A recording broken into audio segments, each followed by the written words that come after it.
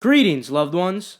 Alright, so in today's video, we are going to be going over shoes to resell in May. However, I understand some of you guys don't like to resell, some of you guys even hate resellers, meanwhile some of you do like to resell. So basically, you can use this guide not only to know which shoes are going to have resale value, but you could also use this guide to simply know which shoes are going to be limited, which shoes are going to be hyped, which ones will sell out, which ones won't. And if you aren't into hyped shoes at all, because I know, hey guys, I love my GRs too, I love those GR Jordans. If you want to know, like, say, which ones to wait for that sale on and which ones you probably shouldn't sleep on, I'm going to be going over that too in this video, so we're covering everything. In addition to all this, I will make how to cop guides throughout the month, so make sure you subscribe and turn on post notifications so you don't miss out on any of that. Alright, so to kick it off, on May 1st, we have the Jordan 1 Best Hand in the Game collection. We have 4 shoes in this collection, which will include the ochre yellows, the track reds, the clay greens, and the blue moons. Now, I'm going to have to say that all 4 of these shoes will sell out. All of them will also have resale value. Now, obviously, some of them will have more resale value than others. For instance, the red ones are definitely going to have the most, while the blue ones are going to have the least. Now, obviously, the blue ones and the green ones are only available in the United States, and there was some confusion. People were saying you can't get the red and yellow if you're in the US or anywhere that isn't in the Nike sneakers countries that are getting them. However, you actually can get them, and feel free to check out this video right here where I teach you some raffles to join and some first come first serves that will be going on at 3 a.m. Eastern time. Also, here's the how to cop guide. Both of these videos I already made. Feel free to check them out so you could get your hands on a pair for retail, and if you want to resell them, make some money, be my guest. But of course, they are pretty nice, so feel free to rock them too. Finally, what I did want to mention about this Best Hand in the Game collection, we are getting grade school sizes for the Blue Moons and the Track Reds. For both of these, I do believe that they will have some resale value, and even if they do happen to brick, I would suggest holding them for around 3 to 4 weeks, then the value should increase to a decent amount. Alright, so now moving on to May 5th, we got some heat right now. We have the Jordan 1 Shattered Backboard Satin. Now, unfortunately, these are only women's sizes, so one thing that you can expect is that the larger sizes, which most men can fit, are definitely going to have the most resale value. But I guess I would have to definitely say, of course, all of these sizes are going to sell out, and all of them are going to have heavy resale value. When I'm saying heavy, I mean these are going to have a lot of resale value. So if you manage to get your hands on a pair, because retail is $160, you are going to make some crazy profit. And if you happen to get your size, this is a beautiful shoe, guys. Now, moving on to May 10th, we have the Nike Air Maestro 2. The retail on this shoe will be $140, and apparently these are supposed to be somewhat limited. However, there isn't really a ton of demand, so I will say if you do like this shoe, don't sleep on it, because they could sell out in a matter of minutes to hours or maybe even a day or so, so don't wait for that sale on these. However, I'm gonna have to say that I'm not expecting any resale value at all on these, and if there is any resale value, you would probably lose off of seller fees or shipping. Now, also on May 10th, we have the Converse Chuck Taylor All-Star and Off-White collaboration. Now, I think it comes obvious to us when there's any Nike and Off-White collaboration. They're going to sell out, obviously, and the resale value is going to be insane. So yes, I'm predicting a sellout. I'm also predicting heavy resale value to the point where you could definitely double your money or more if you plan on selling them. So one thing about these that I wanted to mention is these were initially part of the 10 collection, and the reason I'm mentioning this is all of the first 9 pairs that released already from the 10 collection, those are reselling for crazy amounts, but they initially weren't reselling for that much. They increased a lot over time. So I'm going to have to say, if you get your hands on this pair right here, don't sell it right away unless you need the money, or definitely wear it if you like the shoe. But if you plan on selling it, I would advocate that you hold it for a couple of months. Now, moving on to May 12th, we have one of my favorite releases for the month, and that is the Jordan 3 Katrina. So these initially had an extremely limited release, and all the profits, I do believe, did go to the charity for Katrina victims, which I thought was really awesome. However, these are supposed to be very high stock coming out now. However, you have to keep in mind that there is also a lot of demand for this shoe, so I am expecting these to sell out for sure. However, I'm not really expecting much resale, if any.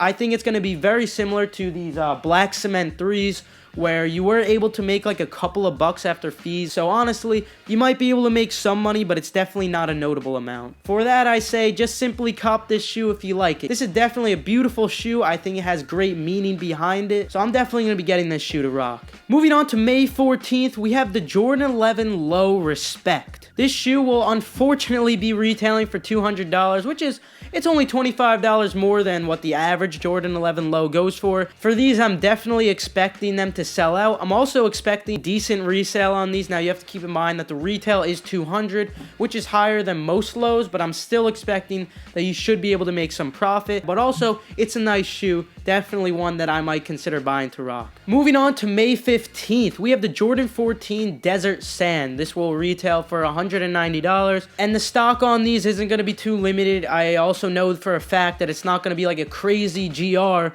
but you have to keep in mind that the demand isn't really that high. It's not really a hyped colorway. Also, there's simply not a lot of demand on Jordan 14s.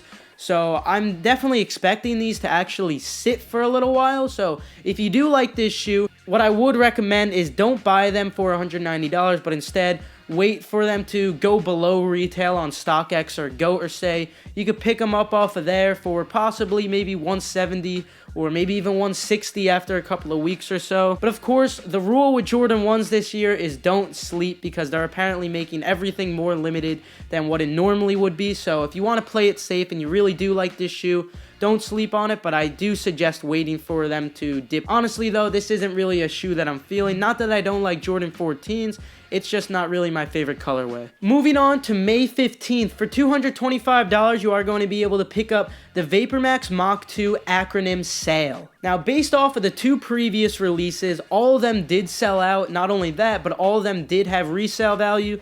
Now, in a lot of the common sizes, the profit you would be making, considering the retail is so high and then after fees, it's not really a lot. However, if you focus on the rare sizes, a lot of those rare sizes are reselling for $300 to like $320, and I'm expecting the same thing to happen with these. So definitely shoot for those more rare sizes if you have the opportunity. But otherwise, this definitely is a nice shoe. Feel free to rock it.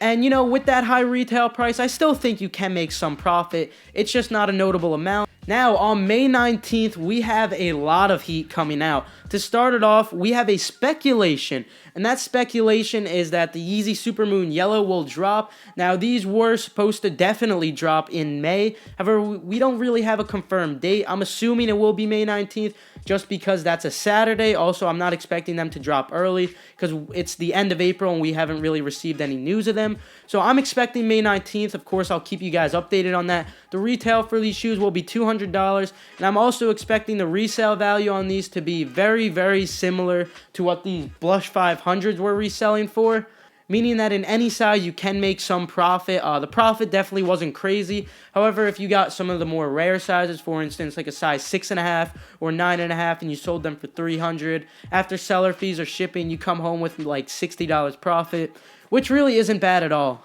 Honestly, I'm not really a huge fan of the Yeezy 500s. I'm just keeping these blushes just to have them in the collection. Maybe I'll end up selling them, but I couldn't really get behind the aesthetics of the shoe, the silhouette. I like the colorway of the blushes. It's nice and simple.